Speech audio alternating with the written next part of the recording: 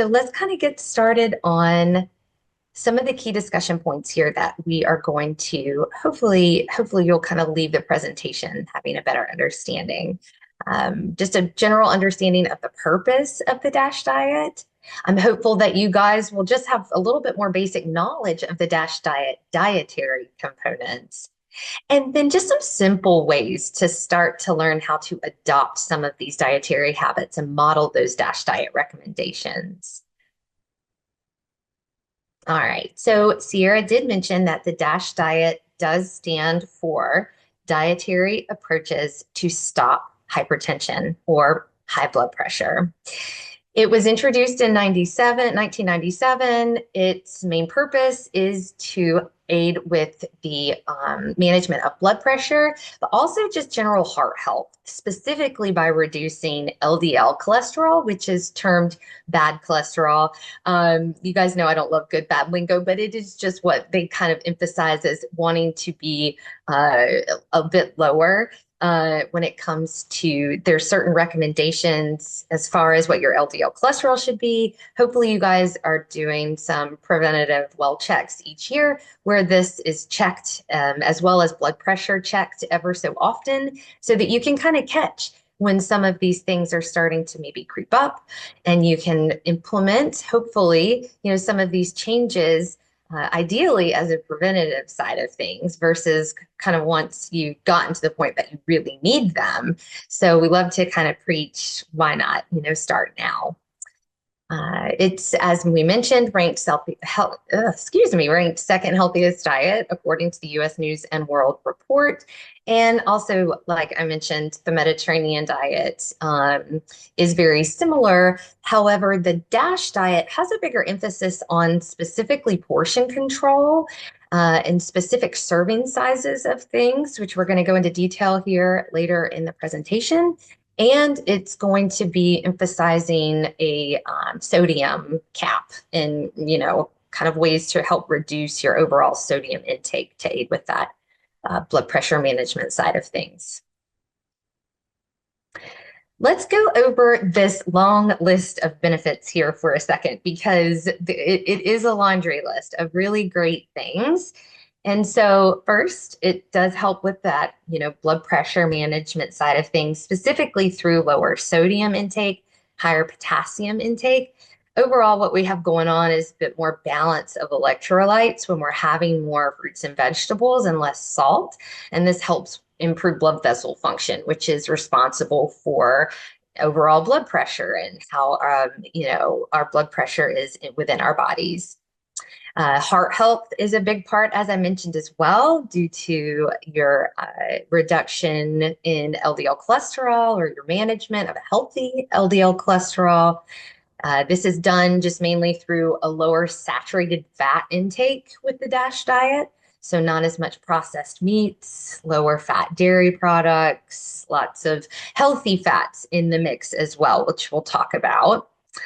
There is a weight management side of things here when you're eating the DASH diet in general. Specifically, has more to do with an emphasis on whole foods within the diet, but also, as I talked about before, it has a really big emphasis on portion control and specifically reducing certain portions of things like sweets and sugary beverages and processed foods, which when we do that, we tend to see that we manage our weight and maintain a healthier weight a bit easier. There is an improved kidney function side of things, and that also has to do with lower sodium. So, anytime anyone has impaired kidney function, we're going to really start to pay attention to that first before they kind of hopefully not get further into that decline in kidney function where other things need to be considered. But overall, just reducing your sodium intake and processed foods can help with improved kidney function.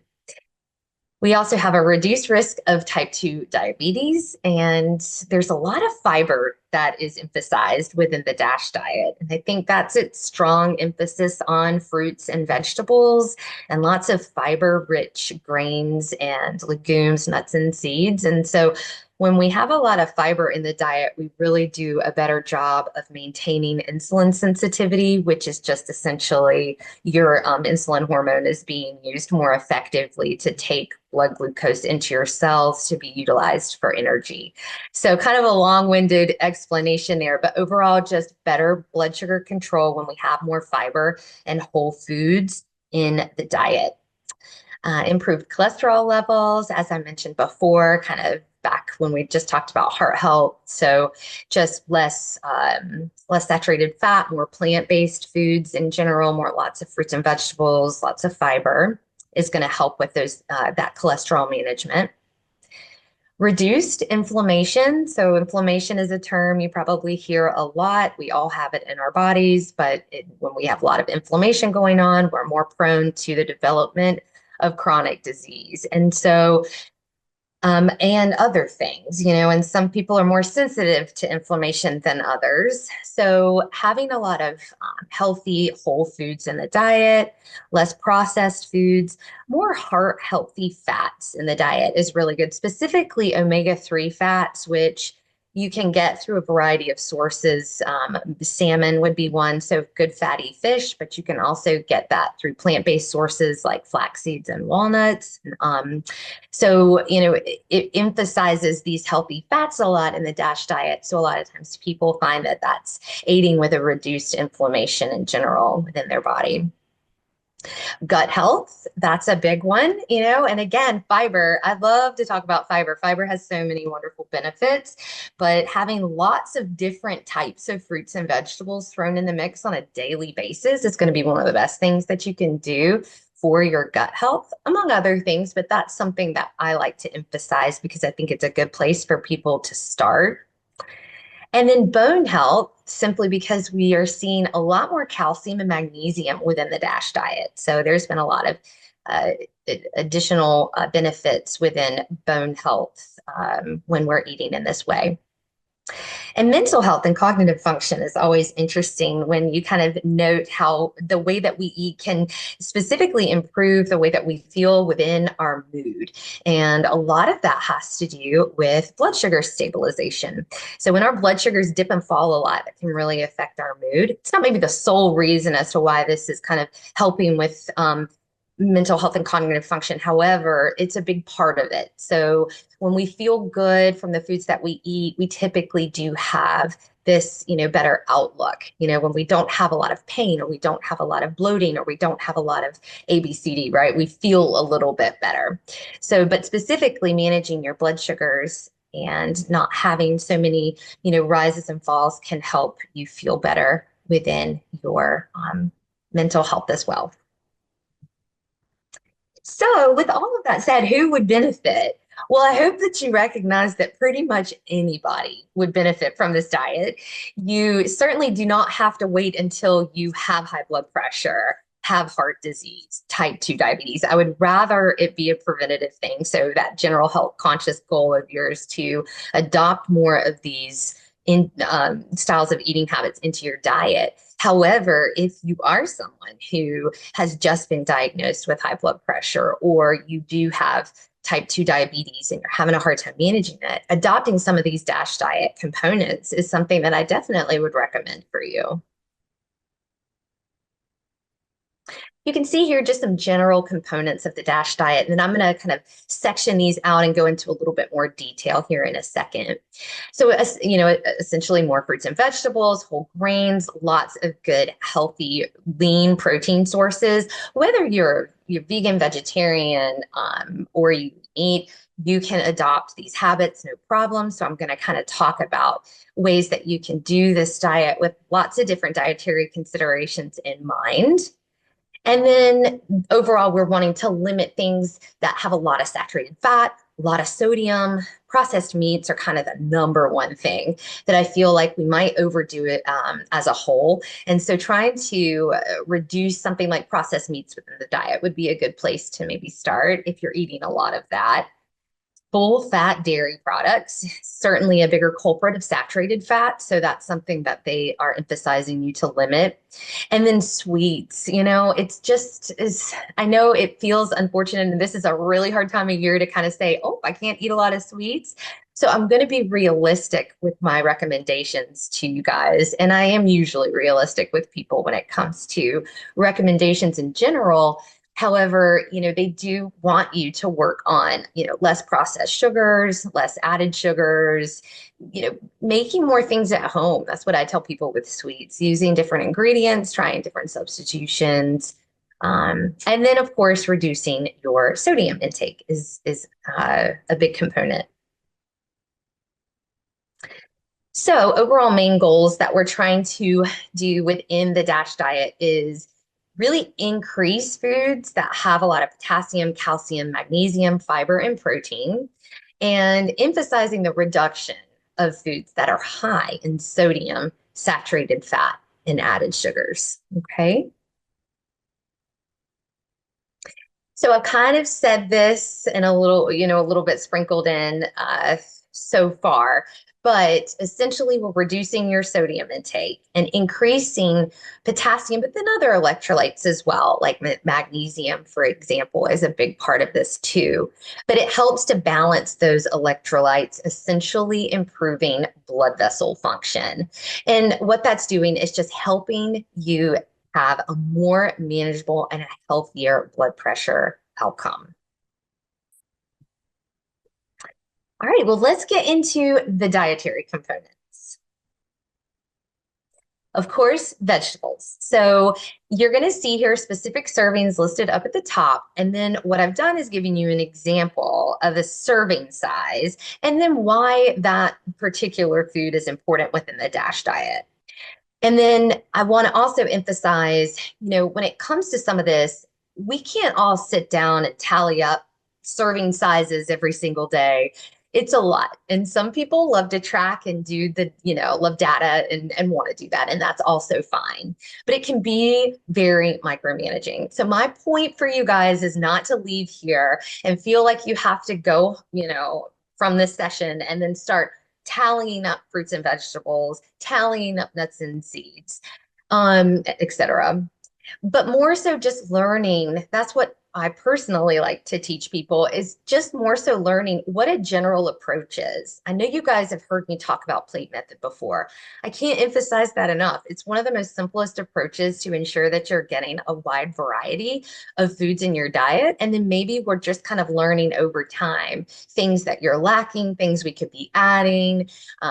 So again, I don't want you to get too caught up in the extreme specifics here, but just bottom line, for example, one small change, which we'll get to later, is just a list of small changes that I thought would be helpful for you guys to start with. But it's ideal to just start to work on increasing your fruits and vegetable intake. If you feel like you're not eating any at lunch, let's add some, right? So that's the point. So anyway, I just wanted to throw that out there. So the DASH diet, however, is recommending between 3 to 5 servings per day of vegetables. A serving size of a vegetable, in case you didn't know, is 1 cup raw, so a cup of salad greens, or a half a cup of some type of cooked vegetable, roasted, steamed, you name it, just cooked. And these specific types of foods, these veggies, these nutrients that they obtain, typically are rich sources of potassium, magnesium, and fiber, which are all very helpful with a lot of the things that I've mentioned so far as the benefits of the DASH diet, aiding with blood pressure management, and then just the laundry list of things that I mentioned earlier. With fruit, 4 to 5 servings per day. So you can lump this together, guys. Maybe you've heard we should be eating between 5 to 9 servings of fruits and veggies every single day. I'd kind of go along, with that. If you want to eat more veggies than fruit, go for it. I think that there is some wiggle room with all of this. But again, DASH diet recommendations have made veggies 3 to 5 and fruit 4 to 5 servings per day. I typically emphasize more fresh fruit than anything else. frozen is a great second, backup, especially if you want to use them in smoothies. That's one of my favorite ways to add in a little extra fruits and get in some berries specifically. I love frozen berries. They're going to be a lot more affordable, stay fresh a lot longer, and great to add into smoothies, like I mentioned. Instead of dried fruits, they do include that as an option, but we eat more dried fruit than fresh fruit, we're going to be adding a little bit more sugar and a little bit more concentrated calories as a result. So I usually will kind of lean more towards the fresh and frozen fruits for serving sizes there. Half a cup or a small piece is serving of fresh. And then again, same as those veggies, lots of good electrolytes like potassium, magnesium, and fiber, especially if you're choosing fruits that you are leaving the skin on or have any seeds in them. You're going to be getting a little bit more fiber from those. When it comes to grains, you can see there's a heavy emphasis on that, 6 to 8 servings per day. Some of you may have lots of questions in regards to that recommendation. My, thing that I kind of emphasize is why are we needing these? And it's for, good overall energy from those carbs and fiber. We can get fiber from lots of different things. So if you're grain-free, lots of options out there for you. You can obviously get grain-free crackers and lots of grain-free options when it comes to these whole foods that we want to be incorporating, pastas and things like that. I'm actually featuring Banza pasta today, which is a chickpea pasta, completely grain-free. It's helpful to kind of understand that there, again, room for flexibility within all of these recommendations. I like to kind of look at the fine line here. They want to see more fiber. Again, low-fat dairy. So what if we're vegan? What if we're lactose intolerant, right? So we have some flexibility here. However, they are recommending between 2 to 3 servings per day. You can go for, things like almond milk, just to throw that out there for one example, which is dairy-free and also has more calcium per serving than a glass of cow's milk. So again, their emphasis is on calcium and protein here, lean sources of protein. If you are lactose intolerant, but maybe you tolerate some things like Greek yogurt, I would emphasize that because it has more protein. And we could go down the rabbit hole here of what good Greek yogurt sources are, because there's lots of different ones out there. Just to kind of throw that, I would just mention that looking for total sugar, a little tip that I tell people with yogurt, if you are looking for, regular Greek yogurt, try to get more protein than carbs if you can, specifically total sugar. Okay. So, again, I feel like we could do an entire presentation just on how to pick out a Greek yogurt. But anyway, I really do think that, having some of these just lower fat, dairy-free options are going to be just as good. We just want to make sure that we're aiming for adequate protein and getting some good calcium sources in our diet. We can also get non-dairy sources of calcium in our diet. So things like tofu and kale, like I'm featuring today, chia seeds, broccoli, lots of plant-based foods accumulate, like if you're eating these throughout the day, that are going to be giving you calcium as well. Okay, so lean meat, poultry, fish, they do lump eggs within this recommendation as well. 3 to 6 servings per day. Again, protein and magnesium are emphasized here. So if you're plant-based, you do not eat meat, you do not eat fish, we can lean towards some of our plant-based sources of protein, and we can lean towards our plant-based sources of magnesium, which there are a lot. And so however, 3 to 6 servings per day, pretty simple to get. When you look at that serving size example showing you 1 ounce of meat or fish is equal to 1 serving. Typically, we're eating, I would say between 5 and 6 ounces as most individuals, maybe a little less, of course, and it's individualized, but it's not necessarily hard to get in these servings. And these are things that we teach people also. We have meal plans. We kind of section it out for people. We space it throughout the day based on your energy needs. So that's something that, again, this can all be flexible and individualized. I want to just get across the main point here for you guys today. So nuts, seeds, legumes, you're looking at a weekly recommendation. So that's between 3 to 6 servings per week. I've featured just a couple pictures here of some really good ways of getting some of these legumes and nuts and seeds in. So a healthy trail mix is always nice. You can always click on that link and get these recipes so that you can try them at home. And then this is a great time of year for soups, and lentil soup is one of my absolute favorites. It's loaded with plant-based protein, fiber, and it's really delicious. So if you've never tried, I would certainly give it a go.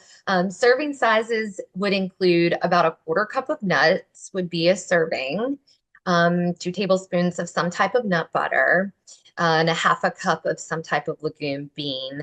Again, 3 to 6 servings per week. So maybe we're kind of trying to add and sprinkle these in. I feel like these specific foods are things that I'm really working with people on adopting more into their diet.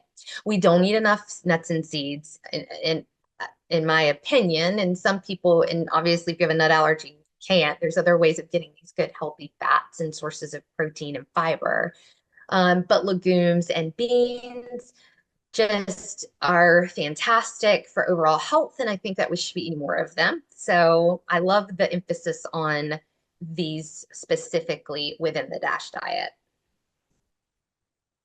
And then you have your fats and oils. So pretty simple to get 2 per day in. When you look at the portion size there, 1 teaspoon is equal to a serving. So you would get that easily with just cooking some vegetables. So, or drizzling a little for a salad dressing.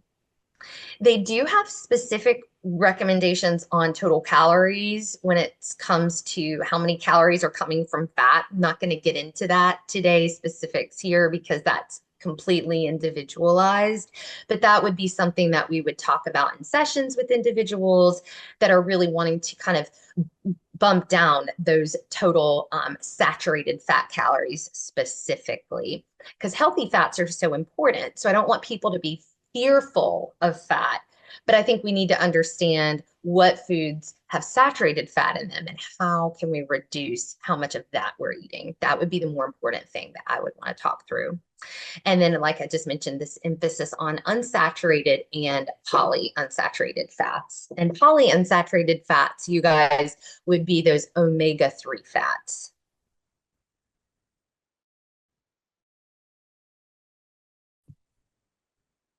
Less than 5 servings per week might seem really rigid and tough. And so again, flexible here, trying to work on the bigger picture. Always remember that when you guys are trying to, retain some of this information and think about how you can make these changes. Just remember, just little small changes towards a bigger plan is always going to be the best way to look at it. So if you're eating a lot of, jellies and jams and drinking a lot of calorie containing sweetened beverages, these are things that we can easily just start to reduce over time. That would be really helpful. They do emphasize with the DASH diet and sweets that are kind of lower in fat, just a general total fat. I've included a couple things here so that you can get an idea of maybe some healthy dessert options. They do really lean into more fruit for dessert. You can make some really yummy fruit dips and things like that to go along with fresh fruit. That's a fun thing to do over the holiday season is, cut up a bunch of fresh fruit, maybe even make it look kind of fun and holiday, like some strawberries and kiwi or green apple, and then have a really pretty dip in the middle. There's so many different ones out there. I can pass them along, but one of my favorites to kind of go towards is either a Greek yogurt based, or you can use avocado and cocoa powder unsweetened and make kind of a fun cocoa chocolate fruit dip. So, and then I have a sweet bread down there that's a zucchini bread that, again, lots of different recipes out there. I think making things yourself is going to be a really good transition than feeling like you can't have anything at all. I would just challenge you to make things homemade, less processed. I think that's always the way to go. And then sodium, which is something that, of course, we want to make sure we are paying attention to. I have given you some recommendations up at the top, just a milligrams range there per day. It's really going to be individualized as to, what end of this range you fall or want to fall towards. I would say if you are currently diagnosed with high blood pressure and you really want to work on managing it without medication, maybe you've not been put on medication yet, I would definitely lean towards that 1500. It is a lot harder to meet that, but it is definitely possible. And again, when you think about bigger picture here, it's just making small changes, right? So 2,300 milligrams would kind of be that upper end. So we can look at food labels for sure. I think that that's something that if you're not used to doing, you should check it out. You should look at your products, see how much sodium is in what you're eating. So when you look at a food label, just a quick run through, a reminder of how to do that. You want to look at the serving size. That label is representative of that serving size. So for this particular example, you see serving size is 1.5 cups. I don't remember exactly what this was, you guys. I'm sorry. But the point is that you know how to look at it. So the serving size is 1.5 cups. So there would be 430 milligrams per 1.5 cup of this particular item. So again, if you're following a 1500 milligram diet, then we're leaning closer to a third of your sodium intake for the day with this. So it does need to be, watched and looked at. However, there are some things that you can do to kind of get started with the general feel of lowering your sodium. So maybe choosing lower salt or no salt added canned items to start, or just in general. Salt-free spices and flavorings, which I'm going to be talking a lot about within this recipe that I'm going to make here in just a second. So avoiding adding salt to foods. So just taking the salt shaker away, which I know can seem a little be scary at times if it's something that you do a lot, but just reducing the amount of salt you're putting on your food, because most of the time we're eating enough within the packaged foods that we have. Choosing plain fresh or frozen vegetables, really opting for more fresh meats and fish versus, those processed packaged forms. And if you're out to eat, just looking for reduced sodium options. Typically, it would be under maybe a heart healthy section of that particular restaurant's menu. And then I will say that eating out, you are going to just naturally be exposed to more sodium no matter what. So if you're eating out a lot, it could just be a goal of reducing that and cooking more at home. Some ways to enhance food without salt. Herbs, spices are definitely a go-to, especially within this pasta recipe that I'm making today. Lots of different spices going on and flavor. Adding things like lemon is another really good way of jazzing up veggies and pasta dishes. So some type of acid like lemon lime vinegar. Nutritional yeast is used for supplement for a lot of people that are plant-based and not able to get 12 and protein. However, it has a cheese-like flavor to it. So it's just kind of like a little sprinkling you can use over food. And I like to put it on popcorn. So if you've never tried that, that's kind of a fun little side note. And then of course, garlic. Garlic on everything is so good. And maybe not everyone feels that, but it's a great way of adding a burst of flavor without adding that salt. Okay, so how can you introduce the DASH diet into your lifestyle? So look through these. I am going to challenge you guys to pick a couple here in a second, just to think to yourself of what you're going to do moving forward here after this presentation to adopt some of these changes into your diet, into your lifestyle. So small changes, okay? We're gonna maybe reduce processed foods or switch to low sodium canned items. Maybe that's something that you don't pay attention to. That could be something that you start to look at. Maybe you recognize, like I mentioned at the beginning, that there is a certain time of your day that you're not getting enough fruits or vegetables. Maybe you're not getting a fruit or a vegetable at breakfast, and you want to start to work on that. That could be a good goal. Maybe you haven't switched to whole grains, or maybe you've been thinking about trying some of these alternative pastas like I'm going to do today, the Bonza pasta, the chickpea, lentil. There's a lot of different varieties out there. So maybe it's just experimenting with certain things to see how you like it. Maybe you're introducing more lean meats, or maybe you're trying more plant-based proteins to kind of get in more nuts and seeds and legumes and less saturated fat into your diet. Maybe you're considering dairy alternatives or higher protein options into your diet, like Greek yogurt. Focusing on portion control. Maybe that's something you just don't think about. So I usually emphasize smaller plates because it's kind of one of those quick strategies that you can implement without really doing much other than just changing your plate you're using. You can also use smaller utensils as well. And another option could be cooking more at home. So that would help to, again, reduce sodium, as I just mentioned.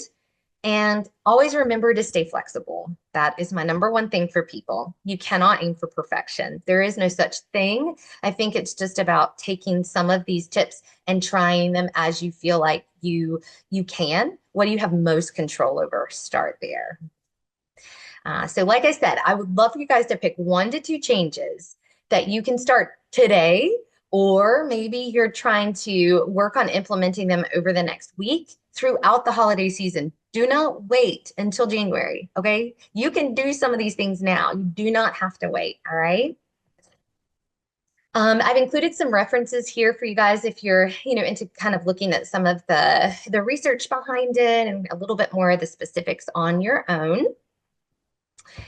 And thank you. Thank you for listening to me talk about the DASH diet today. But we're going to move into the cooking demonstration part of things. And then I will save some room at the end to answer any questions that you have.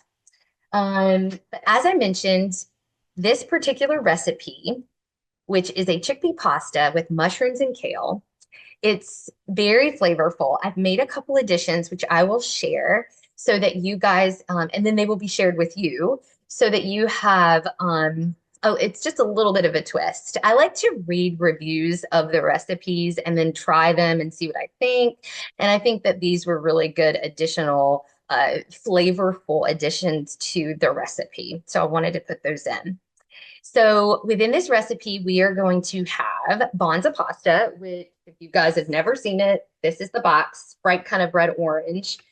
You can use other varieties of pasta. You don't have to use chickpea pasta. You can use whole wheat pasta. I would challenge you to use something that has a little bit more fiber to it. I think that was the point of this particular recipe, is that the chickpea pasta does have more fiber. We're going to be using a lot of kale, some mushrooms, and lots of spices. So I'm going to talk you through it. I have already made the pasta because that was a time saver, of course. So I have an entire box of pasta that is pre-cooked. So I'm going to put that to the side and I'm going to add that to the recipe when it's time. So the first thing I'm going to do is heat up some oil. It does call for a 1/4 cup of olive oil, and you can use avocado oil, you can use, but I would just, I'm emphasizing an oil that is higher in unsaturated fats, which would be the olive oil. So I'm going to pour that in my pan. here. So the first thing that we're going to do is we're going to add garlic and we're going to add some crushed red pepper. So I have 3 cloves of garlic. Feel free to add more crushed red pepper if you like spice, but all right. So I'm going to put my garlic in and a pinch of that pepper. I'm going to stir this for about a minute just until it starts to get flagrant, that garlic, okay? I'm just kind of working the olive oil around also so that when I put my kale and my mushrooms in, it kind of helps to spread it out just a little bit to get across all of it. All right, starting to smell pretty good.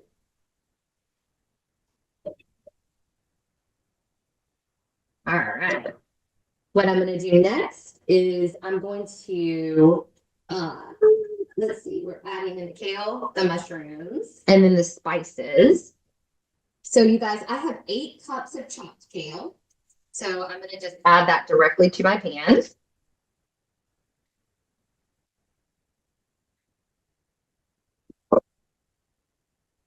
I have 8 ounces, which is about just 1 small container of cremini mushrooms, which is baby bella mushrooms. Those have been quartered, okay? So you're going to take the mushroom and just cut them into 4s. That's what I did. This was one slight twist. I added a teaspoon of Italian seasoning in addition to the thyme, and there's a little bit of salt. So I'm going to sprinkle that in.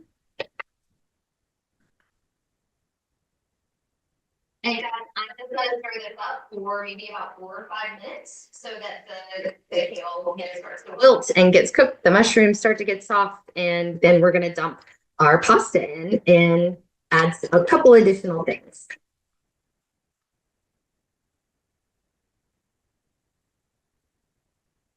I also wanted to mention that I'm adding salmon to this tonight. I wanted to show you the products that I'm using.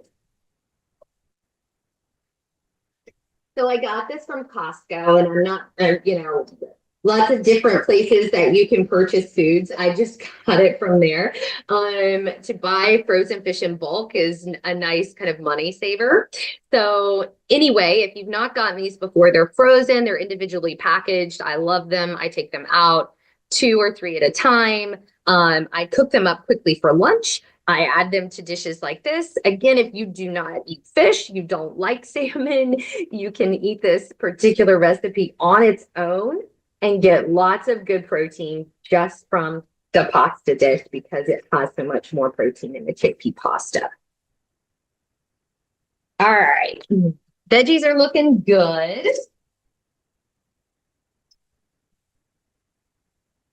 Smells really good. All right, guys, I'm liking the way that these vegetables are looking. I'm going to go ahead and dump my pasta in.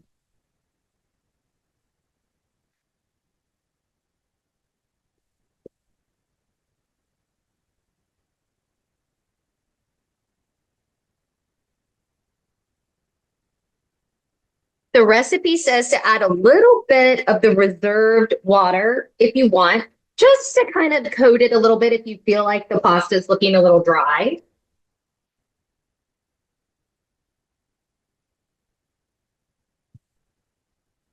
I probably did about a half a cup. So what I did at the beginning when I cooked the pasta is I took a cup of the water from the pasta, you know, that it was, you know, the water that it was boiling in, and I put it over to the side to kind of hydrate the dish right now. And I only used about a half of a cup.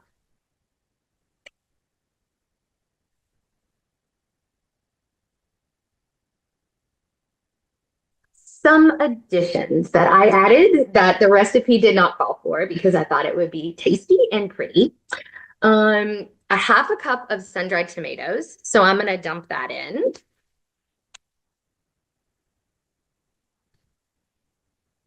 And then I'll save my lemon for at the very end.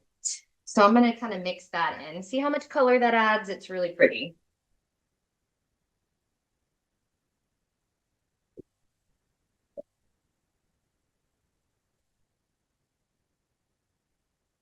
Okay, I'm going to plate this really quickly. As you guys see, that is a very, very quick weeknight dinner. This is something that we do quite a bit if we're feeling in a pinch. I like to have a bonza pasta on standby, some type of frozen protein if you want to add something else to it, and add loads of vegetables to it. Omit kale, add zucchini, squash, spinach. The sky's the limit here. You can add the obvious idea is more fiber. And okay, so I'm going to plate it and then kind of do the finishing touches. This serving size was 1.5 cups. If you want to reduce the serving size to account for additional protein, you could do that as well. But I'm going to dish out around 1 cup or so of it. A little bit.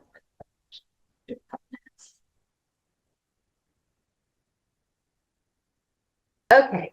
I'm going to show you what else I'm going to do.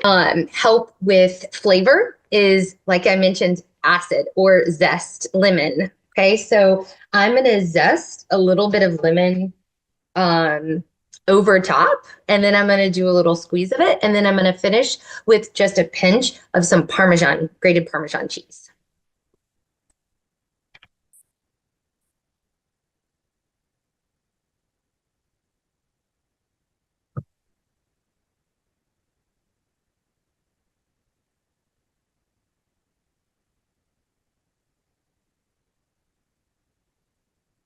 All right, guys, there we go.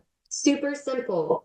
Lots of different flavors going on in here, but very simple at the same time. We've got 17 grams of protein in this dish with, let me get I'm reminding myself of everything that's in this. So we have 17 grams of protein. We have 10 grams of fiber, 18 grams of almost all of that, except for 2 grams is unsaturated fats. These are things that we're wanting to see within the DASH diet, but just within, in general. And so, yeah, so hopefully you try something like this at home or get creative. Try your own version of something like this. Like I said, it's kind of nice when you have quick, simple dishes like this. Anything that you can prep ahead of time, guys. That's my biggest thing I like to do for myself, and it's the biggest thing that I like to encourage for my patients and for all of you is chop up some vegetables when you have a chance. Keep things tucked away. Pre-boil your pasta in the morning if you have 10 minutes of time. It will save you because when you put food together like this so fast, everything's measured. Maybe some things you don't need to pre-measure like I do, like the spices and such, but maybe pull them out of your spice, cabinet. These are things that can be, really helpful for you to actually follow through with a meal versus say, I'm too tired to do that. So, well, good. Well, I hope you guys enjoy.